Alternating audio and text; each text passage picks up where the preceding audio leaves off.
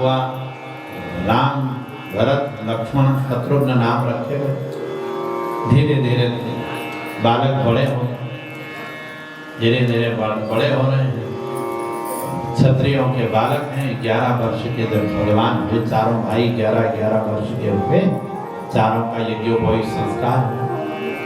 अब रघुराई गुरु के घर पढ़ने गए।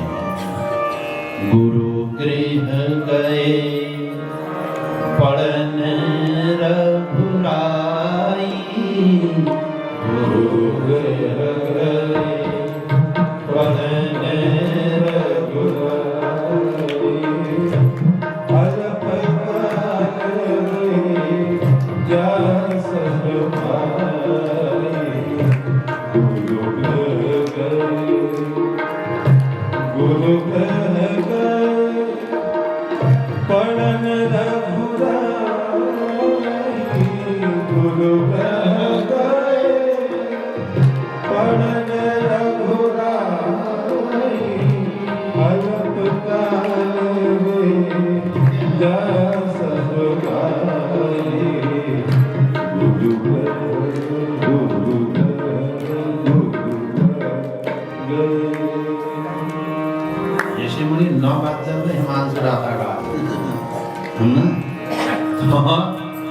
ऐसे हम आज ऐसे डूबेंगे, ऐसे डूबते जाएंगे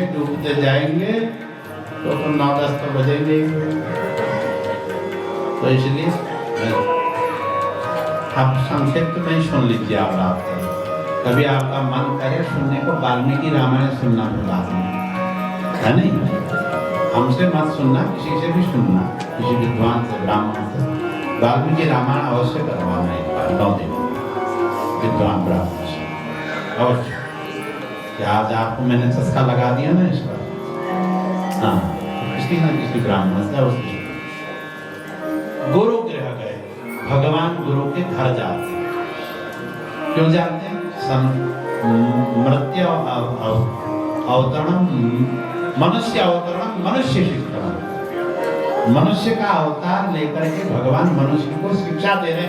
अरे देखो, अखंड ब्रह्मांड का नायक होकर के भी मैं गुरु के घर वेद पढ़ रहा हूं, जिसके श्वासों से जाकी सहज श्वास उत्कारी, जिसके श्वासों में चारों वेद हैं। तेने ब्रह्म हृदय आदि कवि ब्रह्म को भी जिसने वेदों का ज्ञान दिया, ऐसा वह परमात्मा राम हमको कह रहे हैं। इसलिए अपने को अभिमान में मत रखो, गुरु की सेवा करो, गुरु के घर जाओ, अध्ययन करो। तो थोड़ी देर में सब कुछ भगवान आ गए सीख करके। एक दिन विश्वामित्र जी को पता चला कि प्रभु का अवतार हुआ। विश्वामित्र जी आए, पहले तो राजा दशरथ ने कहा मैं नहीं। 60 वर्ष सहस्त्राणी वाल्मीकि रामायण। वाल्मीकि रामायण में कितनी आयु बता रहे हैं अपनी महाराज चक्रवर्ती जी। कहते हैं कि महाराज विश्वामित्र जी में 60,000 वर्ष का हो। 60 वर्ष 60,000 वर्ष की मेरी अवस्था है, और इस 60,000 वर्ष की अवस्था में मुझे राम मिला है। मैं अपने राम को नहीं दूंगा। राम कब मिलते हैं? जब बाल्यकाल से आप और प्रयास करेंगे तब 60वें वर्ष में राम के प्रति भक्ति जागृत होती है। ऐसे नहीं। गोस्वामी जी ने रामचरितमानस अपने 68 वर्ष में लिखे थे। 68 वर्ष के थे गोस्वामी जी। रामचरितमानस लिखते समय गोस्वामी जी की अवस्था कितनी थी? 68 वर्ष। तब जाकर के उनको राम की अनुभूति हुई। इतनी तपस्या करनी पड़ती है। ऐसे थोड़ी राम के बारे में कोई लिख देता है। वो भी जब विश्वनाथ जब तक कृपा ना करें, जब तक हमारे बाबा विश्वनाथ कृपा ना करें। तो ऐसे राम जी को लेने के लिए विश्वामित्र आए, तो उन्होंने कहा नहीं दूंगा। वशिष्ठ जी ने समझा।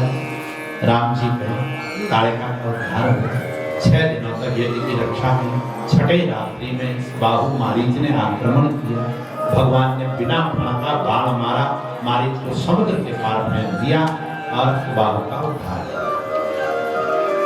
विश्वामित्र जी ने कहा हे राम हे लक्ष्मण, तुमने हम ब्राह्मणों के यज्ञ की रक्षा कर दी, अब चलो एक क्षत्रिय का यज्ञ चल रहा है मिथिला में, वहां चलो।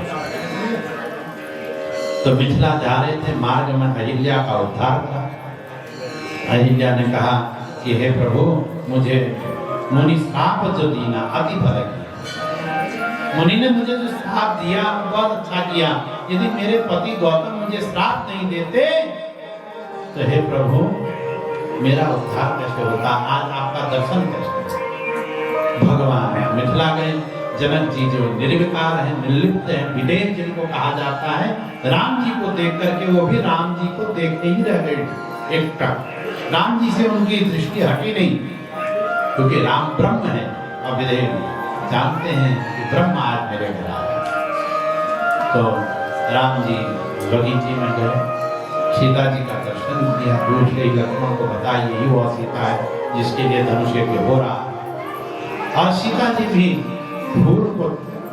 फूल लेकर के बगीचे से, उद्यान से पुष्प लेकर के माँ भगवती की आराधना करने गई है, गौरी की आराधना